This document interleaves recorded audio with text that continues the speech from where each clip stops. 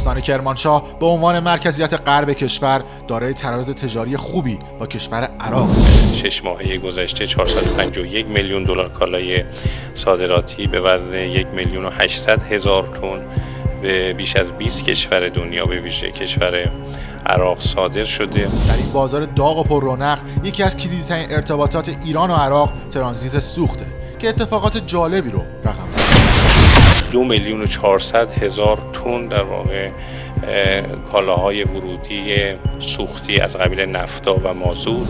آقایانی که میان در رسانه‌ها اعلام میکنن 50% صادرات از مرز پرویز خان داشتیم، فقط بلدن پشت بیان از صدا و سیما اعلام کنن. بس مردم چه کار است؟ مردم کجاست؟ این اتفاقات جالب ما رو به نقطه صفر مرزی استان کرمانشاه و محل ورود تانکرهای عراقی به ایران کشوند. آقای مرزبانی، شما 800 تا کامیون سوخت از قبل ورود دادی به مرز، فلهی امروز رساندی به 100 تا. اولین زیرساخت برای توسعه اقتصادی هر استانی راههای مواصلاتیه، اما جولان این غول‌های آهنی در جاده‌های غرب کشور سوالات بسیاری رو ایجاد میکنه. با هم حرکت میکنن، سعی میکنن در طول جاده‌ها نزدیک به هم باشن. تانکرهای سوخت عراقی از پالایشگاه کرکوک، سلیمانیه و قیوان عراق سوخت رو به بنادر جنوبی کشور منتقل میکنه. لعراق میابند در امام فیولین. کسای کشتی آزمای کشورهای دیگر آسیایی میشن. رفت آمده تانکرهای سوخت عراقی الان 12 سالی در منطقه قدرت نمایی میکنه و از طرفی تردد این تانکرها در جاده‌های کرمانشاه نشان از امنیت کامله. اونطوری که آنتن‌های GPS نشون میدن این مسیر جایی هستش که تانکرهای عراقی به سمت استان‌های جنوبی در حرکتن. متاسفانه کامیوندارا جاده رو هم خیلی وضعیتش خراب کردن. هرچند در مسیر از خرابی جاده‌ها و آسفالت‌ها که بگذریم، اما از حوادث جاده‌ای که تنها در سال 91 1400 کشته توسط تانکرهای سوخت عراقی به جای گذاشته نمیشه گذشت. همیشه در زمستان‌ها مشکل رانندگی اینها داریم. چند ماه پیش بود که یک مأموریت رفتم شبانه و تصادفی هم بود. تو محور فکر کنم قرعه بود. هر کاری کردیم، آژیر زدیم، چراغ زدیم که بزنن کنار، متاسفانه یا متوجه نمی شدن یا آشنایی ندارن با وسایل امداد. ترافیک هم معضل بعدی تانکرهای عراقی بود و روستاهای اطراف از این غول‌های آهنی فقط خاطره بد داشت. 7 نفر ما کشته از این جاده میدیم. ساعت 10 بیایید اینجا دو ردیفه میاد. تصادف رفته بالا، البته در رانندگیشون خوب نیست، میافتن دنبال هم دیگه، جایی برای کسی که بخواد سبقت گیری بره وسطشون نداره. میتونه مضر باشه این کامیون. مضر از چه لحاظ؟ هم ترافیک، هم آلودگی هوا و هم کشته‌ای که هوا که زیاد، چون بیابانن، خود در سطح هوا ما انقدر آلودگی داریم از نظر محیط زیست و حوادث، ولی از نظر حوادث قطعا تاثیر داره. حرکت شبانه‌شون رو از مبدأ محدود کردیم. شاید اوج این ترافیک رو بشه شبها در جاده‌های جنوب کشور دید. در شب جاده‌های ما متاسفانه جاده ترانزیتی فعلا نیست. ترانزیت عمرانیش اگه بگم خب وضعیت راه ما وضعیت مناسب و خوبی داره. اما فرمانداری قصر شیرین در اظهار نظری جالب تخلیه سریع محموله‌های سوختی در بندر جنوبی و برگشت تانکرها رو علت اصلی ترافیک می‌دونه. اینم ماشینایی هستش که به صورت قاچاقی سوخت به تانکرهای عراقی میدن که کنار خیابون وایسادن و اشاره میدن به کامیون‌های عراقی. ناراضی مردم از چیه؟ ناراضی مردم از نیروی انتظامی، مرزبانی. این چند لیتر بنزین میدن؟ لتر به 100 لیتر به 35,000 تومان. همون توش گران دادن پیما عراقی ما. توش دیگه حق 2 تومان میده 4 تومان. داستان تانکرهای عراقی در جاده‌های کرمانشاه حتی به رسانه‌های بیگانه همچون رویترز هم رسیده. رویترز در ادعای نوشته تانکرهای عراقی در جاده‌های غرب کشور با توجه به تحریم‌های نفتی توسط نفتکش‌های عراقی نفت خام رو به ایران و سایر کشورها منتقل می‌کنه که با واکنش واشنگتن هم مواجه خواهد شد. نفت راش مقصد نفت راش عراق بندر امام. آره. همون اجازه رو نداریم کار ما بکنیم.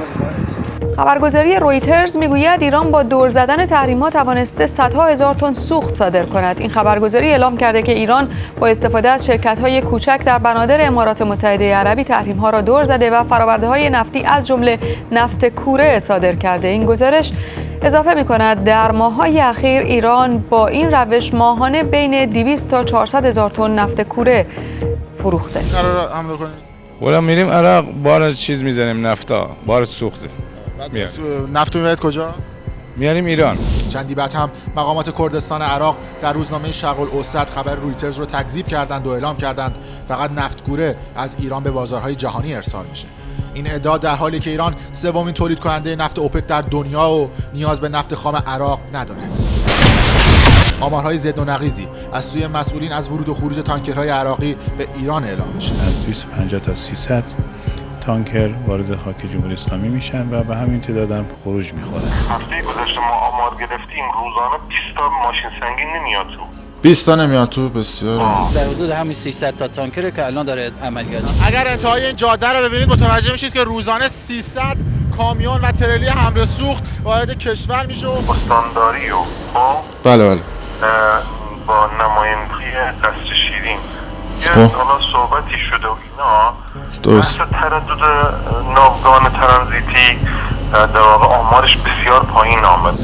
استانداری جلوی این کامیونا رو داره میگیره. اصلا نمیشه همچین چیزی، امکان نداره. اینه نه، من متاسفانه نخوندم ولی بر ترتیب حالا ایشان نماینده مجلس هستن، قطعا بر اساس یه سری چیزا صحبت کرد. اگر میانگین ورود تانکرهای عراقی در ایران رو 400 کامیون و حق گمرک هر کامیون رو به گفته مسئولین 800 هزار تومان تخمین بزنیم، سالیانه 115 میلیارد و 200 میلیون تومان تنها در مرز قصر شیرین وارد خزانه میشه. راستی سهم استان کرمانشاه چقدره؟ هیچ سودی برای قصر ندارم بجز دود و گرد و خاکش. سودش برای یه تعدادی افراد بخصوصه. این سوخت و این تمام امکاناتی که یه سری درآمد دارن قارتش میکنن در کجا هزینه میشود؟ جیب چه کسایی میرود؟ ما اگر بخوایم در واقع گزارشی از این آمار ترانزیتی ارائه بدیم امکان داره مثلا فردا استانداری بیاد یک گیری بده. مسئولین محترم اونجا جزئیات لازم میتونید بگیرید. نظر فرمانداری نیست. ما عنوان فرماندار ناظر و نماینده دولت در سطح شهرستان هستیم.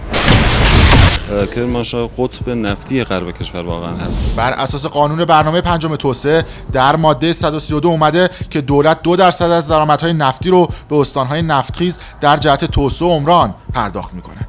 این در حالی که ادارات متولی خبر از پرداخت این 2% ندارند.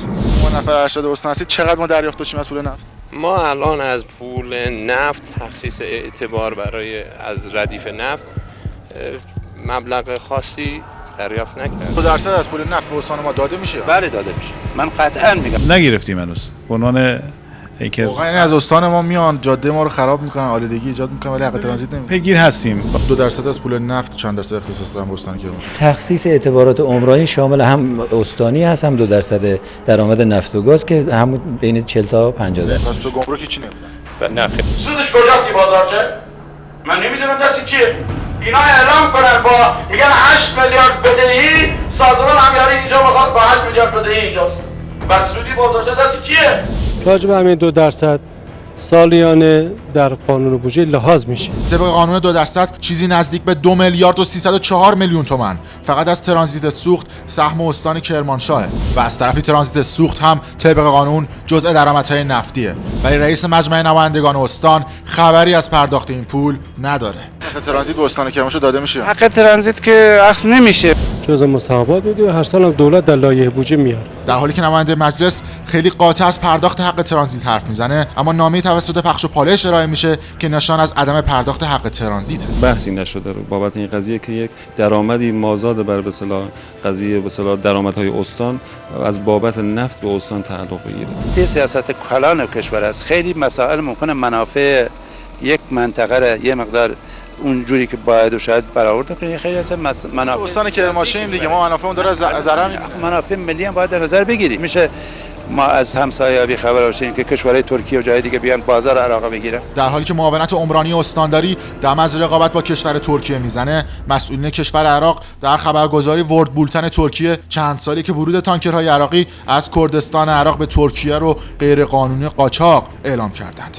میشه بعد بگویی مردم چه کاری برای مردم قصر شیرین انجام شده؟ هر چقدر که در مسیر ترانزیت حرکت میکنیم میشه حرفهای اقتصاددانان استانداری که در جلسه توسعه صادرات غیر نفتی اعلام کردند که تانکرهای حمل سوخت عراقی ضرری 90 میلیاردی به استان کرمانشاه تحمیل میکنند رو میشه بیشتر ارث کرد. اما هیچ یک از مسئولین حاضر به اعلام رسمی این خبر نیستند و هیچ فیلمی از این جلسه به بیرون درز نکرد. اینم نمیشه باز کرد تو موضوع رسانه. خبری شاید مثلا به صلاح نباشه بنا به مسائل ترانزیت مباحث دیگری هست. اجازه بدید که توی جلسات مربوط به حوزه اقتصادی ما بهش بپردازیم. و حالا جمعیت 2 میلیونی استان کرمانشاه منتظر سهم واقعی خودشون از این درآمدها در جهت توسعه و عمران استان هستند. یک بیرزنی میگه پسر من بفرمایید در بازارچه پرویزخان 54% صادراتی آیا کوچه من تو شهر من همین خرابه باید باشد؟